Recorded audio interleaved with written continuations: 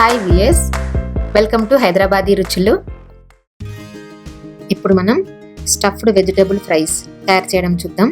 అంటే ఇక్కడ మనం 5 రకాల కూరగాయలు స్టఫ్ చేసుకుని ఫ్రై చేసుకుందాము. స్టఫ్డ్ బెండకాయ ఫ్రై, స్టఫ్డ్ కాకరకాయ ఫ్రై, స్టఫ్డ్ పచ్చిమిర్చితో అయితే చాలా చాలా బాగుంటుందండి. తర్వాత స్టఫ్డ్ వంకాయ ఫ్రై, ఇంకా స్టఫ్డ్ చిక్కుడుకాయ కూడా. మీరు ఎప్పుడైనా చిక్కుడుకాయతో ట్రై చేశారా? ఇప్పుడు మనం ట్రై చేద్దాము. అంటే పప్పులో కానీ సాంబార్లో కానీ సైడ్ డిష్గా స్టఫ్డ్ వెజిటేబుల్ ఫ్రై చేసుకుంటే చాలా చాలా బాగుంటుంది. ముందుగా ఈ వెజిటేబుల్స్లోకి స్టఫ్ చేసుకోవడానికి కావాల్సిన ఇంగ్రీడియంట్స్ చూద్దాము. శనగపిండి 3 to 4 టేబుల్ స్పూన్స్, కొత్తిమీర 1/2 కప్, వెల్లుల్లిపాయలు 10 లేక 12, అంటే వెల్లుల్లిపాయలు కొంచెం ఎక్కువ తీసుకుంటేనే బాగుంటుంది. జీలకర్ర 1 టీ స్పూన్, సాల్ట్ టేస్ట్కి తగినంత, కారం కూడా మనం తినే కారాన్ని బట్టి వేసుకోవాలి. అంటే ఇవన్నీ మీకు కావాల్సిన క్వాంటిటీస్ చేసుకోవచ్చు, అంటే మీరు తీసుకునే కూరగాయలని బట్టి తీసుకోవచ్చు. ఒక మిక్సీ జార్ తీసుకొని దాంట్లో వెల్లుల్లిపాయలు వేసుకోవాలి. 1 టీ స్పూన్ జీలకర్ర, నేను ఇక్కడ 1 టీ స్పూన్ కారం తీసుకున్నాను. 1 టీ స్పూన్ సాల్ట్, ఇవన్నీ మెత్తగా పొడి చేసుకోవాలి. అంటే ఇక్కడ నేను 3 to 4 టేబుల్ స్పూన్ శనగపిండికి నేను చెప్తున్నాను క్వాంటిటీస్. ఒక బౌల్లో 3 to 4 టేబుల్ స్పూన్స్ శనగపిండి వేసుకోవాలి. దాంట్లో ఇందాక మనం పొడి చేసి పెట్టుకున్నాం కదా, కారం, వెల్లుల్లిపాయలు, జీలకర్ర పొడిని ఈ శనగపిండిలో వేసుకోవాలి. ఇంకా దాంట్లో కొత్తిమీర వేసుకోవాలి. కొత్తిమీర కొంచెం ఎక్కువ వేసుకోవాలి. కావాలనుకుంటే కొత్తిమీరను కూడా ఈ వెల్లుల్లిపాయతో పాటు వేసుకొని గ్రైండ్ చేసుకోవచ్చు. ఇప్పుడు ఇవన్నీ బాగా కలిసేటట్టుగా కలుపుకోవాలి. ఇందులో వెల్లుల్లిపాయలు కానీ కొత్తిమీర కానీ కొంచెం తడిగానే ఉంటుంది కదా, ఈజీగా కలిసిపోతుంది. లేదు ఎక్కువ పొడిగా ఉంది అనిపిస్తే కొంచెం ఆయిల్ కానీ కొన్ని వాటర్ కానీ వేసుకొని బాగా కలుపుకోవాలి. అంటే మనం కూరగాయల్లో స్టఫ్ చేసుకునే కన్సిస్టెన్సీలో ఉండేటట్టుగా కలుపుకోవాలి. ఎక్కువ పొడిగా కానీ లేదా ఎక్కువ పల్చగా కానీ ఉండేటట్టుగా కలుపుకోకూడదు. ఎందుకంటే ఎక్కువ పల్చగా ఉన్నా కూడా మనం ఫ్రై చేసుకున్నప్పుడు ఆయిల్లో పడిపోతుంది. మరీ పొడిగా ఉన్నా కూడా ఆయిల్లో పడిపోతుంది. శనగపిండి కదా, ఎక్కువ వాటర్ ఏం పట్టదు, తొందరగానే పట్టుకుంటుంది. అందుకని మరీ ఎక్కువ నీళ్లు వేసుకోకూడదు. 1 or 2 టీ స్పూన్స్ వేసుకుంటే సరిపోతుంది. ఇలా బాగా కలిపి పక్కన పెట్టుకోవాలి. ఈ స్టఫింగ్ని ముందుగా బెండకాయల్లో స్టఫ్ చేసుకుందాము. బెండకాయల్ని శుభ్రంగా కడిగి 2 వైపులా చివర్లో కట్ చేసుకోవాలి.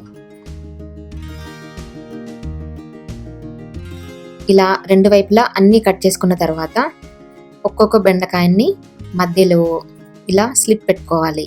అంటే ఈ చివర్లు కలిపి ఉంచి మధ్యలో మాత్రమే ఇలా స్లిప్ పెట్టుకోవాలి.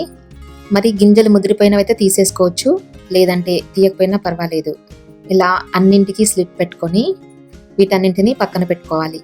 ఇలా చివర్లు కలిపి ఉంచలేదనుకోండి, అప్పుడు మనం స్టఫ్ చేసుకున్నప్పుడు ఈ బెండకాయ వెడల్పుగా అయిపోయి మొత్తం అందులోంచి స్టఫింగ్ అంతా బయటకు వచ్చేస్తుంది. తర్వాత వీటిల్లో మనం ఇప్పుడు స్టఫింగ్ పెట్టుకుందాము. ఇలా కొంచెం తీసుకొని ఈ మధ్యలో ఫిల్ చేసుకోవాలి. ఇలా చివరి వరకు ఫిల్ చేసుకోవాలి.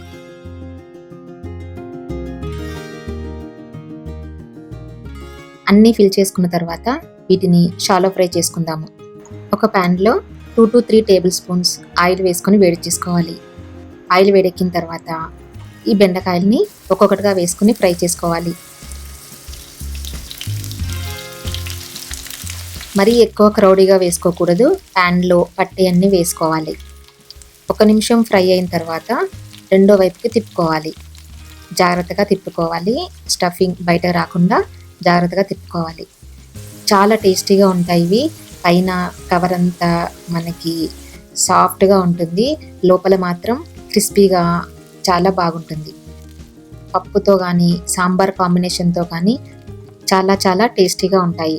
ఇలా అన్ని వైపులా తిరిగేసుకుంటూ ఫ్రై చేసుకోవాలి. ఈ బెండకాయ అంతా మనకి ఉడికినట్టుగా తెలుస్తుంది కదా, అప్పటి వరకు తిరిగేసుకుంటూ ఫ్రై చేసుకోవాలి. తర్వాత వేరే ప్లేట్లోకి తీసుకొని సర్వ్ చేసుకోవాలి. స్టఫ్డ్ బెండకాయ ఫ్రై తయారైపోయింది కదా. ఇప్పుడు స్టఫ్డ్ కాకరకాయ కూడా చేసుకుందాము. కొంచెం సన్నగా ఇలా చిన్నగా ఉన్న కాకరకాయలు తీసుకుంటే బాగుంటుంది. కాకరకాయలు మరీ పెద్దగా ఉన్నాయి అనుకోండి, దాన్ని హాఫ్గా కూడా కట్ చేసుకోవచ్చు, ప్రాబ్లం ఏం లేదు. ఇలా చిన్నవి తీసుకుంటే మనం కట్ చేసుకోవాల్సిన అవసరం ఉండదు. ముందుగా ఈ కాకరకాయలని ఈ 2 చివర్లు కట్ చేసుకుందాము.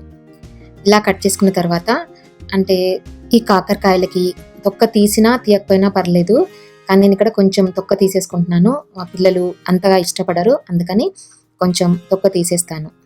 తొక్క తీసుకున్న తర్వాత సేమ్ బెండకాయ లాగానే ఇలా మధ్యలో స్లిట్ పెట్టుకోవాలి. అంటే 2 చివర్లు కలిపే ఉంచాలి, మధ్యలో మాత్రమే ఇలా స్లిట్ పెట్టుకోవాలి. ఇదిగో చూడండి, ఇందులో గింజలు ఉన్నాయనుకోండి, అంటే కొంచెం ముదిరిపోయిన గింజలు అయితే తీసేసుకోవాలి, లేదంటే లేతవైతే పర్వాలేదు. కానీ ఇటు చివర అటు చివర్లు మాత్రం కంపల్సరీ కలిసి ఉండేటట్టుగానే చూసుకోండి. మనం స్టఫ్ చేసుకుంటాం కదా, ఆ స్టఫింగ్ అంతా బయటకు వచ్చే ఛాన్స్ ఉంటుంది. ఇదిగోండి, ఈ కాకరకాయలో ముదురు గింజలు కనిపిస్తున్నాయి కదా, ఇలాంటివన్నీ తీసి పడేయచ్చు. ఇలా అన్నీ రెడీ చేసి పెట్టుకున్న తర్వాత, అంటే కాకరకాయలో కొంచెం చేదు ఉంటుంది కదా, పిల్లలు అంతగా ఇష్టపడరు. అయితే కొంతమంది మధ్యలో నానబెట్టుకుంటారు, కానీ నేను ఇక్కడ ఒక బౌల్లో 2 గ్లాసెస్ వాటర్ తీసుకొని దాంట్లో ఈ కాకరకాయలు వేసుకుంటున్నాను. 1/2 టీ స్పూన్ సాల్ట్, ఒక 2 రిక్కల చింతపండు వేసుకొని మూత పెట్టుకొని దీన్ని ఒక 5 నిమిషాలు ఉడికించుకోవాలి. 5 నిమిషాలు అయితే సరిపోతుంది, ఎందుకంటే చేదు ఈజీగా పోతుంది. కావాలనుకుంటే కొంతమంది ఉప్పు నీళ్ళల్లో నానబెట్టుకుంటారు, లేదా కొంతమంది మజ్జిగలో నానబెట్టుకుంటారు. ఎలాగైనా పర్లేదు, మీకు ఎలా కావాలంటే అలా చేసుకోవచ్చు. లేదు కొంచెం చేదును బేర్ చేయగలము అనుకున్న వాళ్ళు అలాగే కూడా స్టఫ్ చేసుకోవచ్చు. ఆయిల్లో ఉడుకుతుంది కదా, చేదు అనేది తగ్గుతుంది. ఇదిగోండి, నేను ఇక్కడ 5 మినిట్స్ ఉడికించుకున్నాను, ఎందుకంటే మా పిల్లలు ఇష్టపడరు, అందుకని 5 మినిట్స్ ఉడికించాను. ఇప్పుడు వీటిని ఒక ప్లేట్లోకి తీసుకుని చల్లార్చుకోవాలి. తర్వాత వీటిలో మనం ఇందాక బెండకాయల్లోకి తయారు చేసుకున్నాం కదా స్టఫింగ్ని, సేమ్ అదే స్టఫింగ్ తయారు చేసుకుని ఇలా కాకరకాయల్లో కూడా ఫిల్ చేసుకోవాలి. అన్నీ ఫిల్ చేసుకున్నాం కదా, ఇప్పుడు షాలో ఫ్రై చేసుకుందాము. ఒక ప్యాన్లో 2 టేబుల్ స్పూన్స్ ఆయిల్ వేసుకుని వేడి చేసుకోవాలి. ఆయిల్ వేడెక్కిన తర్వాత ఈ స్టఫ్డ్ కాకరకాయలని ఒక్కొక్కటిగా వేసుకోవాలి. హై ఫ్లేమ్లో ఉడికించొద్దు, మీడియం ఫ్లేమ్లో ఫ్రై చేసుకోవాలి. అన్ని వైపులా తిరిగేసుకుంటూ ఫ్రై చేసుకోవాలి. ఇలా సైడ్స్ కూడా ఫ్రై అయ్యేటట్టు చూసుకోవాలి. తర్వాత వేరే ప్లేట్లోకి తీసి పెట్టుకోవాలి. స్టఫ్డ్ కాకరకాయ ఫ్రై కూడా తయారైపోయింది. నెక్స్ట్ పచ్చిమిర్చితో చేసుకుందాము. పచ్చిమిర్చితో మాత్రం చాలా చాలా టేస్టీగా ఉంటుందండి. కారం కారంగా, క్రిస్పీగా చాలా టేస్టీగా ఉంటాయి. ఇలా కొంచెం పొడవుగా ఉన్న పచ్చిమిర్చిని తీసుకోవాలి, అంటే స్ట్రైట్గా ఉన్న పచ్చిమిర్చి తీసుకుంటే బాగుంటుంది. వీటిని ఇలా మధ్యలో స్లిట్ పెట్టుకోవాలి. ఇలా అన్నింటికి ఘాట్లు పెట్టుకోవాలి. మనకి అసలు కారం వద్దు అనుకుంటే ఈ మధ్యలో ఉన్న గింజల్ని కూడా తీసేసుకోవచ్చు. తర్వాత మధ్యలో ఇలా స్టఫింగ్ పెట్టుకోవాలి.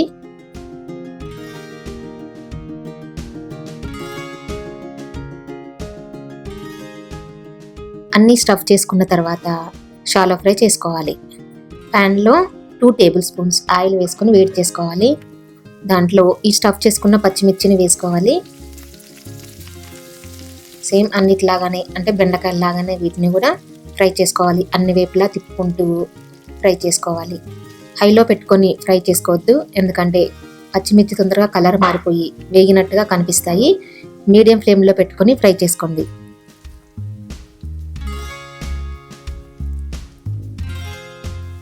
మనకి తెలుస్తుంది కదా పచ్చిమిర్చి ఫ్రై అయిపోయినట్టు, లోపల పిండి కూడా గట్టిపడిపోయినట్టు, క్రిస్పీగా అయినట్టు తెలుస్తుంది మనకి.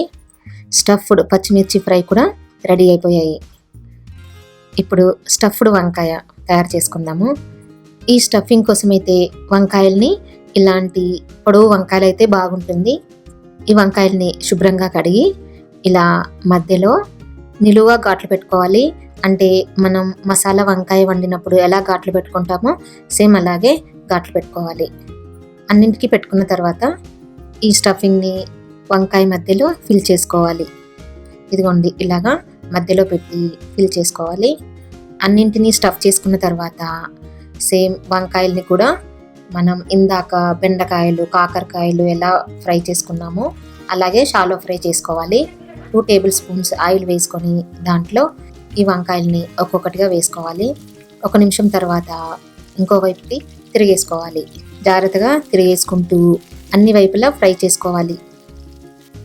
ఇదిగోండి చూసారా, వంకాయలు బాగా ఉడికిపోయినట్టుగా తెలుస్తుంది. ఈ లోపల స్టఫింగ్ కూడా క్రిస్పీగా తయారైపోయింది. ఇప్పుడు వేరే ప్లేట్లోకి తీసి పెట్టుకోవాలి.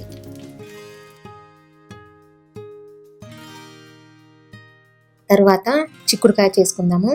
మీరు ఎప్పుడైనా చిక్కుడుకాయ ట్రై చేశారా? ఇప్పుడు మనం ట్రై చేద్దాము. ఇది గింజలున్న చిక్కుడుకాయ. దీన్ని ఈ నారలు తీసుకొని ఒకవైపు ఒలుచుకోవాలి, అంటే ఒకవైపు ఓపెన్ చేసుకోవాలి. అన్నీ ఓపెన్ చేసుకొని ఇలా ఈ గింజలతో పాటు ఈ స్టఫింగ్ని దీంట్లో పెట్టుకోవాలి, ఈ చిక్కుడుకాయలో పెట్టుకోవాలి. మనం గోరు చిక్కుడుకాయలకు కూడా ఇలా స్టఫ్ చేసుకోవచ్చు. అంటే ఒకవైపు మనం గోరు చిక్కుడుకాయలను కూడా ఓపెన్ చేసుకొని దాంట్లో ఈ స్టఫింగ్ పెట్టుకొని చేసుకోవచ్చు. ఒకసారి వెరైటీగా ట్రై చేసి చూడండి. స్టఫ్డ్ చిక్కుడుకాయ ఫ్రై కూడా చాలా బాగుంటుంది. ఒకసారి మీరు కూడా ట్రై చేసి చూడండి. అన్నీ స్టఫ్ చేసుకున్న తర్వాత వీటిని కూడా షాలో ఫ్రై చేసుకుందాము. ప్యాన్లో కొంచెం ఆయిల్ వేసుకుని దాంట్లో చిక్కుడుకాయలని ఒక్కొక్కటిగా వేసుకోవాలి. 1 నిమిషం ఫ్రై అయిన తర్వాత రెండో వైపుకు తిప్పుకోవాలి. కొంచెం జాగ్రత్తగా తిరిగేసుకోవాలి. చిక్కుడుకాయలు కూడా అన్ని వైపులా తిప్పుకుంటూ ఫ్రై చేసుకోవాలి. ఫ్రై అయిపోయిన తర్వాత మనకి ఇలా కలర్తో మనకు తెలిసిపోతుంది చిక్కుడుకాయ ఉడికిపోయినట్టుగా. ఇదిగోండి చిక్కుడుకాయలన్నీ కలర్ మారిపోయాయి కదా. ఇప్పుడు వేరే ప్లేట్లోకి తీసి పెట్టుకోవాలి. ఇంకా డిఫరెంట్ వెజిటేబుల్స్తో మీరు కూడా ట్రై చేసి మీకు నచ్చిన వెజిటేబుల్ ఏదైనా ఉంటే మాకు చెప్పండి. ఈ స్టఫ్డ్ వెజిటేబుల్ ఫ్రైస్ మీకు నచ్చాయని అనుకుంటున్నాను.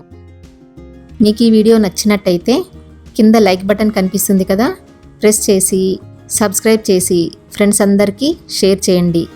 ఏవైనా సజెషన్స్ కానీ కొత్త రెసిపీస్కి ఐడియాస్ కానీ చెప్పాలనుకుంటే కింద కామెంట్ సెక్షన్లో కామెంట్ పెట్టండి. Thank you for watching this video.